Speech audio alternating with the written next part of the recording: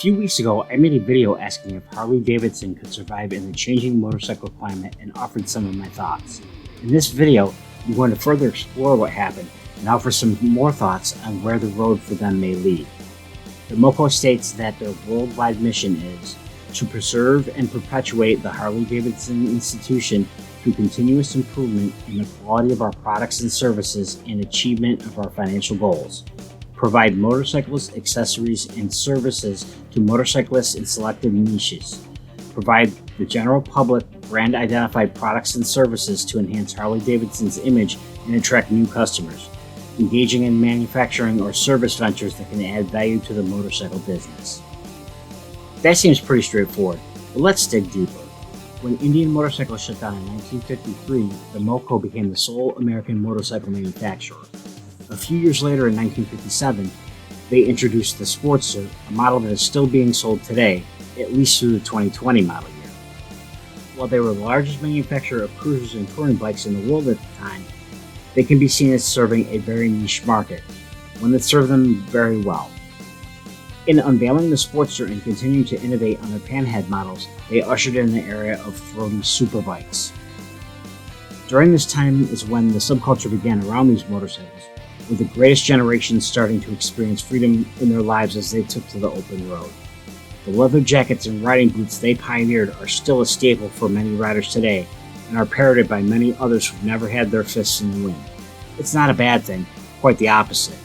It shows how much of an influence riding has had on the society as a whole, even for those who don't participate. Hollywood seized on this and released the iconic films The Wild One starring Marlon Brando and Easy Rider starring Peter Fonda, Dennis Hopper, and Jack Nicholson. Both films depicted bikers living a counterculture lifestyle, and while some claim that Harley-Davidson actively rallies against these stereotypes, all one needs to do is look at their advertisements up until very recently to know that that's untrue. That's not a bad thing either. It's been that very mindset that's kept them at the top of the motorcycle mountain, particularly here in America. For decades, men and women have given their time to the man at work, but when they're on the road, they're the boss. Where I think the MoCo went wrong was when they decided to go public. When the company is private, they can do as they see fit. They have ultimate say on what they do with the bikes that they design, just as we do as owners of those bikes when we're out on the road. Harley went public in 1965, and within 4 years, the company was bought by AMF. The overwhelming consensus has been that this was a huge disaster for the MoCo.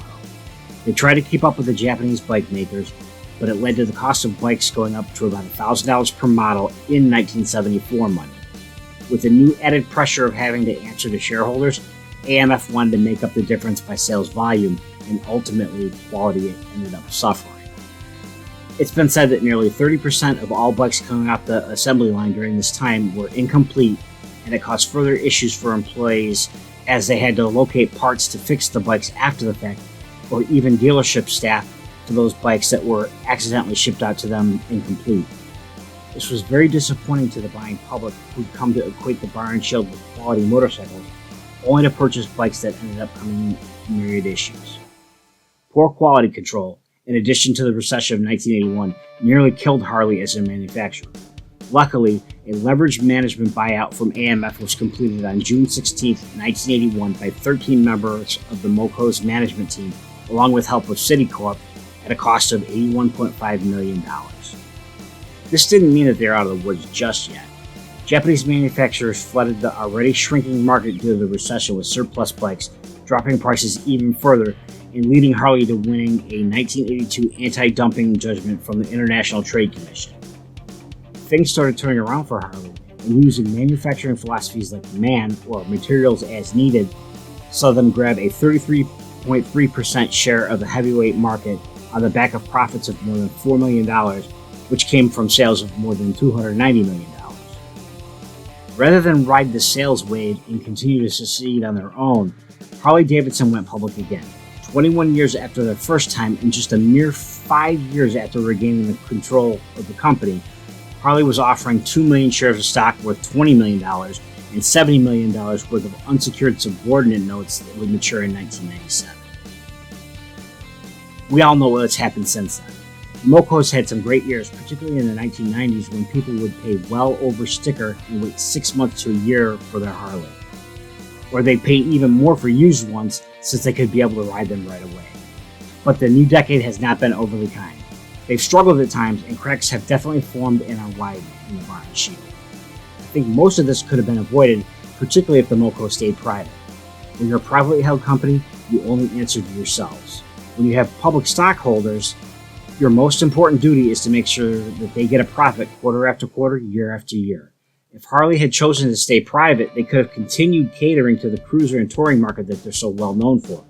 There's enough brand recognition in the world over that they could have been a company somewhere between a boutique builder and a massive manufacturer.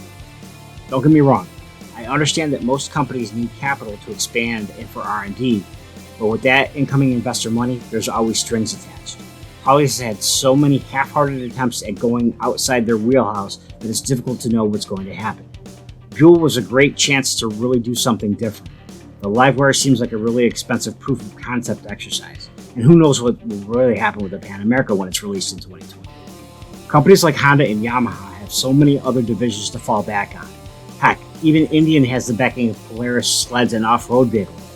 Like I said in my Can Harley Survive video, I think Zeitz can pull it off if anyone can. I already like the paring down of the lineup to only concentrate on models that sell well.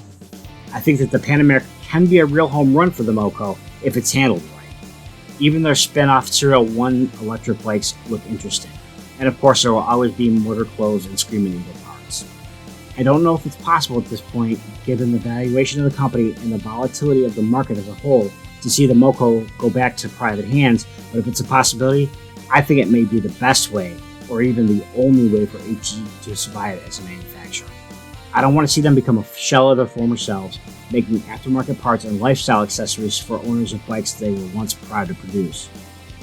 What do you think? Could Harley have avoided some of the pains they're feeling now if they stayed private and concentrated fully on their core demographic? Do you think that them branching out into electric bikes, the ADV market, and electric bicycles will help them, or just seem like an attempt to stave off the inevitable? I think they can make it work. I also think that they need to work with their core demographic and foster that relationship as much as possible, as we're their largest supporters. I also think it isn't a bad idea to pursue ventures like Serial 1, but maybe be a seed investment into it rather than attach themselves directly to it. That way you avoid any potential brand baggage people might feel, and you aren't all in on it if the venture doesn't pan out. Okay, that'll do it for this one. Thanks for hanging in. Please consider hitting that like button and clicking subscribe if you want to be a part of the Fiend fam. I've got a lot more great content and more giveaways coming up soon. Make sure you don't miss any of it. As always, stay shiny side up. Throttle Fiend out.